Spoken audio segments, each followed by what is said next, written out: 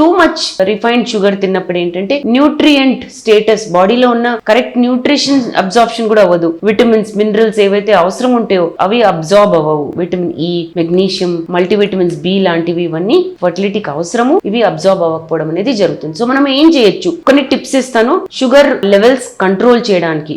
Food లో మీరు ఈ షుగర్స్ కన్జ్యూమ్ చేస్తున్నప్పుడు, కార్బోహైడ్రేట్స్ తింటున్నప్పుడు ప్రోటీన్స్ కూడా ఇంక్లూడ్ చేయండి. ప్రోటీన్స్ ఇంక్లూడ్ చేస్తే ఏంటంటే ఈ షుగర్ కార్బోహైడ్రేట్ లో ఏదైతే తిన్నారో మీరు అది స్లోగా రిలీజ్ అవుతుంది. షుగర్ స్పైక్ అనేది వెంటనే అవ్వదు. హెల్దీ ఫ్యాట్స్ తినండి. అవోకాడోస్ అని దొరుకుతాయి, నట్స్, సీడ్స్ ఇవన్నీ తింటే ఏంటంటే అబ్జార్ప్షన్, షుగర్ అబ్జార్ప్షన్ అనేది స్లోగా జరుగుతుంది అనమాట. కాంప్లెక్స్ కార్బోహైడ్రేట్స్ తినండి. హోల్ గ్రెయిన్స్, ఫ్రూట్స్, వెజిటేబుల్స్ ఇవన్నీ తింటే డైజెషన్ టైం ఎక్కువ అవుతుంది. బ్లడ్ లో షుగర్ లెవెల్స్ అనేవి స్లోగా రైజ్ అవుతాయి. దీని గురించి ఇంకా వివరాల కోసం తప్పకుండా జీవా ఫర్టిలిటీ సెంటర్స్ కి విచ్చేయండి. Thank you.